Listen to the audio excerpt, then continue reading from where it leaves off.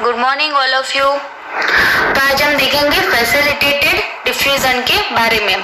तो previous video lecture में हमने सिंपल डिफ्यूजन के बारे में देखा था। तो वहां पर हमने देखा था कि the rate of diffusion depends on concentration gradient. तो ये कॉन्सेंट्रेशन ग्रेडियंट है वो डिफ्यूजन होने के लिए प्रेजेंट होना चाहिए। ओके, तो पहले तो मैं आपको ये फिर से रिवाइज करा देती हूँ थोड़ा कि मैंने प्रीवियस वीडियो लेक्चर में बताया था कि दो टाइप के ट्रांसपोर्टेशंस होते हैं, एक तो पैसिव एंड एक्टिव। और हमारे पैसिव ट्रांसपोर्ट के दो टाइप थे, एक डिफ्यूजन और दूसरा फैसिलिटेटेड डिफ्यूजन। फैसिलिटेटेड डिफ्यूजन, तो पैसिव डिफ्यूजन में क्या होता था, पैसिव टाइप में एटीपी एनर्जी रिक्वायर्ड नहीं होती यहाँ पे, और एक्टिव ट्रांसपोर्टेशन में क्या होता है, तो एटीपी एनर्जी रिक्वायर्ड होती है। ओके, ये मैं आपको थोड़ा रिवाइज करा देती हूँ।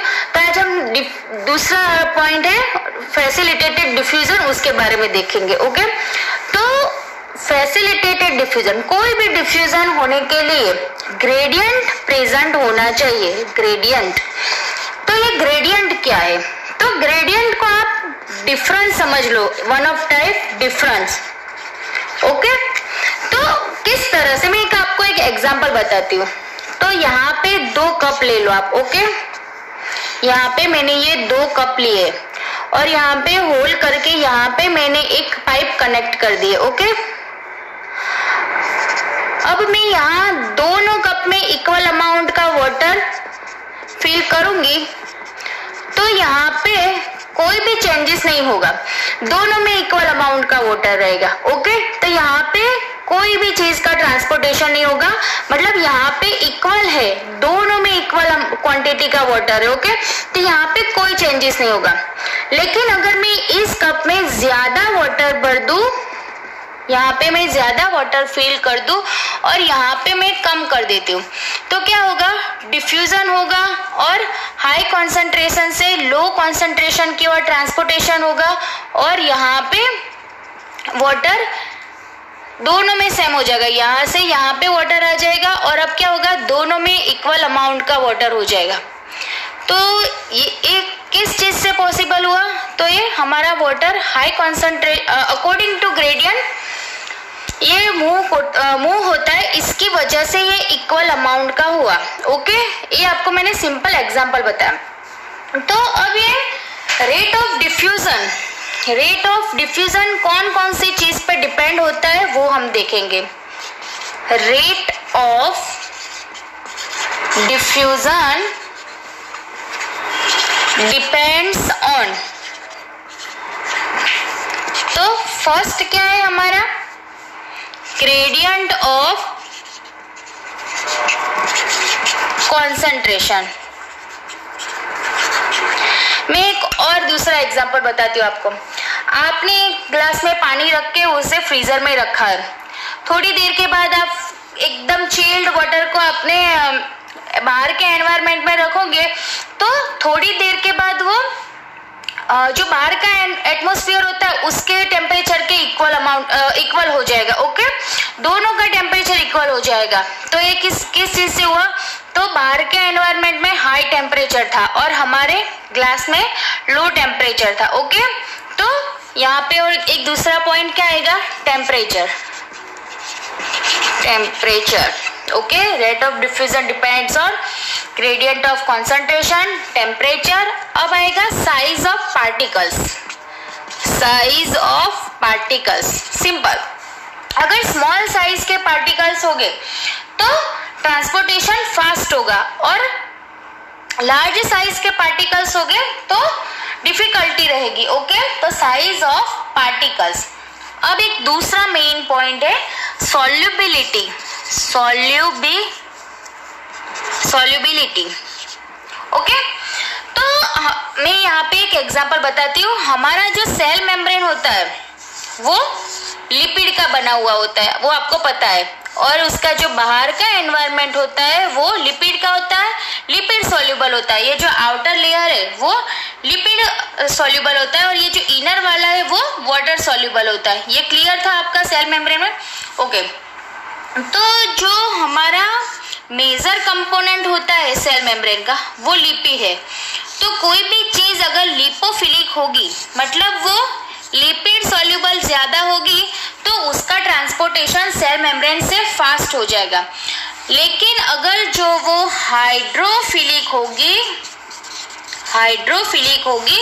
तो उसका ट्रांसपोर्टेशन होने में डिफिकल्टी होगी। हाइड्रोफिलिक में क्या होगा, डिफिकल्टी रहेगी क्योंकि वो वाटर सॉल्युबल है और हमारा सेल मेम्ब्रेन लिपिड्स यहाँ के जो आउटर लेयर है वो लिपिड का बना। तो अगर जो सब्सटेंस लिपिड सॉल्युबल होगा तो उसका ट्रांसपोर्टेशन फास्ट होगा। ओके, तो यहाँ पे एक मेन टॉपिक है सॉल्युबिलिटी। ओके, तो ये आपको पता चल गया। Rate of diffusion depends on gradient of concentrations, temperature, size of particles and solubility in lipids. Okay, तो ये खास आपको ध्यान में रखना था, इसके लिए मैंने ये ड्रॉ करके थोड़ा दिखा दिया कि ये आउटर लेयर था। मैंने ये प्रीवियस चैप्टर में, हमारे प्रीवियस भी नहीं, सबसे पहले वाले चैप्टर में सेल मेम्ब्रेन में बताया था आपको फिगर ड्रॉ करके। ओके, तब हम आगे देखेंगे फैसिलिटेटेड डिफ्यूजन में कि ये फैसिलिटेटेड डिफ्यूजन क्या है। तो सिंपल डिफ्यूजन में हमने देखा था कि हाई कॉन्सेंट्रेशन से लो कॉन्सेंट्रेशन की ओर जो सब्सटेंस होता है वो अपने आप मूव करता है, वहां पे कोई भी चीज उसको हेल्प नहीं करता। तो क्या है, सिंपल डिफ्यूजन में क्या था आपका,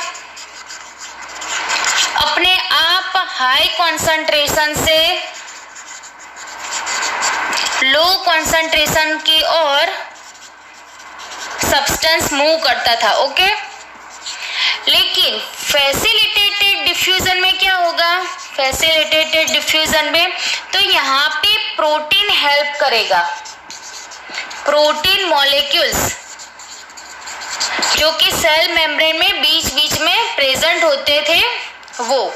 तो ये जो प्रोटीन मॉलिक्यूल्स थे वो हेल्प करते, ये आपको नाम ही सजेस्ट करता है फैसिलिटेटेड डिफ्यूजन, मतलब कोई भी चीज उसको हेल्प करके उसका ट्रांसपोर्ट करवाते हैं, इसकी वजह से इसे बोलेंगे फैसिलिटेटेड डिफ्यूजन। ओके, तो अब हमारी फैसिलिटेटेड डिफ्यूजन की डेफिनेशन हम देखेंगे कि किस तरह से।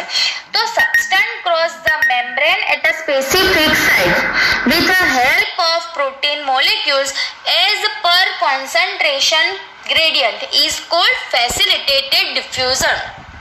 तो यहाँ पर भी सेम सिंपल डिफ्यूजन की तरह हाई कॉन्सेंट्रेशन से लो कॉन्सेंट्रेशन की ओर ही ट्रांसपोर्टेशन होगा, लेकिन सिंपल डिफ्यूजन में क्या था, अपने आप ट्रांसपोर्टेशन होता था। लेकिन फैसिलिटेटेड डिफ्यूजन में क्या होगा, हाई कॉन्सेंट्रेशन से लो कॉन्सेंट्रेशन की ओर ट्रांसपोर्टेशन होगा, लेकिन वो with the help of protein molecules होगा।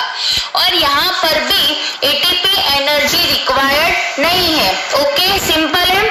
डिफ्यूजन में क्या था, हाई कॉन्सेंट्रेशन से लो कॉन्सेंट्रेशन की ओर ट्रांसपोर्टेशन होता था, वहां पर कोई भी चीज की हेल्प नहीं थी, हेल्प रिक्वायर्ड नहीं थी, और वहां पर भी एटीपी एनर्जी रिक्वायर्ड नहीं थी। फैसिलिटेटेड डिफ्यूजन में भी सेम है थोड़ा, बट इसमें एक पॉइंट ये एक्स्ट्रा है कि यहाँ पे प्रोटीन मॉलिक्यूल्स हेल्प करते हैं ट्रांसपोर्टेशन के लिए। ओके, तो इतना क्लियर है। तो अब हम यहाँ आगे देखेंगे कि ये हमारा सेल मेम्ब्रेन है। ओके, तो हमारे सेल मेम्ब्रेन में बीच बीच में ऐसी प्रोटीन की चैनल्स होती है। तो फैसिलिटेटेड डिफ्यूजन में ये प्रोटीन चैनल से हमें हेल्प करेगा। ओके, ट्रांसपोर्टेशन में। तो ये जो प्रोटीन चैनल्स होती है सेल मेम्ब्रेन में वो वो डिफरेंट होती है, उसकी साइज बहुत वेरिएशन वाली होती है। कुछ प्रोटीन चैनल स्मॉल साइज के होते हैं, कुछ लार्ज साइज के होते हैं। ओके, तो protein channels are very in their size. तो ये जो प्रोटीन चैनल्स थी सेल मेम्ब्रेन के, वो अपने साइज के अकॉर्डिंग के सब्सटेंस को अपने में से मूव करेगा। जैसे कि यहाँ पे मैं आपको एग्जांपल के लिए दिखा रही हूँ कि ये प्रोटीन चैनल्स की साइज स्मॉल है, तो ये अपने साइज के अकॉर्डिंग ऐसे स्मॉल सब्सटेंस को पकड़ेगा और फिर उसको यहाँ से मूव करा के फिर अंदर लेके आएगा। ओके, और यहाँ पे देखो ये प्रोटीन चैनल की साइज थोड़ी ज्यादा है, मतलब कि लार्ज है ये प्रोटीन चैनल, तो वो लार्ज सब्सटेंस को पकड़ेगी, अपने साइज के अकॉर्डिंग वो सब्सटेंस को ट्रांसपोर्ट कराएगा। ओके, तो यहाँ से वो लार्ज सब्सटेंस को यहाँ पे लाएगा, ओके, अंदर। तो ये सिंपल चीज है कि सेल मेम्ब्रेन के प्रोटीन चैनल्स डिफरेंट साइज के होते हैं और वो अपने साइज के अकॉर्डिंग सब्सटेंस को अंदर लेके आएगा। इसलिए फैसिलिटेटेड डिफ्यूजन को हम क्या बोलेंगे, स्पेसिफिक बोलेंगे। स्पेसिफिक डिफ्यूजन है क्योंकि ये स्पेसिफिक सब्सटेंस को ही मूव करने देता है, ओके। तो ये जो प्रोटीन चैनल्स है हमारे सेल मेम्ब्रेन में, उसमें से सभी चैनल्स एक साथ वर्क करेगी तो क्या होगा, द रेट ऑफ डिफ्यूजन हमारा इंक्रीज हो जाएगा। लेकिन इसमें क्या होता है, कुछ चैनल जो होती है प्रोटीन की वो ऑलवेज ओपन होती है, लेकिन कोई प्रोटीन चैनल्स होती है वो जरूरत पड़ने पर ही ओपन होती है। और ये जो प्रोटीन चैनल्स है, ये एक बात याद रखनी है, ये जो प्रोटीन चैनल्स है वो प्लास्टिड के अंदर और माइटोकॉन्ड्रिया के अंदर लार्ज साइज के पोल्स बनाता है, लार्ज साइज के पोर्स बनाता है। तो ये लार्ज साइज के पोर्स को हम क्या बोलेंगे, पोरिन्स, ओके। सिंपल है, देखो ये जो प्रोटीन चैनल्स थी वो लार्ज पोर्स बनाएगा प्लास्टिड और मिटोकॉन्ड्रिया के अंदर, उसे हम बोलेंगे पोरिन्स। और हमारा जो वाटर का ट्रांसपोर्टेशन होते हैं वो जिस चैनल से होता है उसे हम क्या बोलेंगे, aqua porins channel, okay, aqua porins channel, clear. तो यहाँ पे अब हम आगे एक और इम्पोर्टेंट चीज देखते हैं, वो है सिम्पोर्ट, एंटीपोर्ट एंड यूनिपोर्ट। तो ये जो हमारा सेल मेम्ब्रेन है उसमें ये जो प्रोटीन चैनल्स होती है डिफरेंट, उसमें से पहले हम ये प्रोटीन चैनल को देख लेते हैं। तो ये कैरियर प्रोटीन कैसे होते हैं, तो ये जो कैरियर प्रोटीन है हमारा वो अपने में से सब्सटेंस को एक ही डायरेक्शन में मूव करवाता है, ओके। तो ऐसा कैरियर प्रोटीन जो सब्सटेंस को जो दो सब्सटेंस को एक ही डायरेक्शन में मूव करवाता है, इसलिए हम इसे बोलेंगे सिम्पोर्ट, ओके, क्लियर है। ऐसा कैरियर प्रोटीन जिसमें से दो मॉलिक्यूल्स अथवा दो सब्सटेंस, कोई भी आप ले लो, दो मॉलिक्यूल्स एक ही डायरेक्शन में मूव करते हैं, तो इसे हम बोलेंगे सिम्पोर्ट। ये थोड़ा IMP है, इसे ध्यान लगा के देख लेना, ओके। और कुछ कैरियर प्रोटीन ऐसे होते हैं जिसमें से मॉलिक्यूल्स ऑपोजिट डायरेक्शन में मूव करते हैं, मतलब कि एक मॉलिक्यूल्स अंदर आता है तो दूसरा मॉलिक्यूल्स बाहर की ओर जाता है, ओके। तो ऐसा कैरियर प्रोटीन जहां ऑपोजिट डायरेक्शन में दो मॉलिक्यूल्स मूव होते हैं उसे हम बोलेंगे एंटीपोर्ट, ओके। और कुछ कैरियर प्रोटीन ऐसे होते हैं जिसमें से एक मॉलिक्यूल्स एक ही डायरेक्शन में मूव होता है, तो उसे हम बोलेंगे यूनिपोर्ट, ओके, क्लियर है इतना। Symport, antiport and uniport. तो सिम्पोर्ट में क्या होगा, तो एक ही डायरेक्शन में दो मॉलिक्यूल्स मूव करेंगे। एंटीपोर्ट में क्या होगा, ऑपोजिट डायरेक्शन में दो मॉलिक्यूल्स मूव होंगे। और यूनिपोर्ट में क्या होगा, एक ही मॉलिक्यूल्स एक ही डायरेक्शन में मूव करेगा, ओके। तो क्लियर है, तो आज का इतना ही रखते हैं हम, okay friend, bye, take care.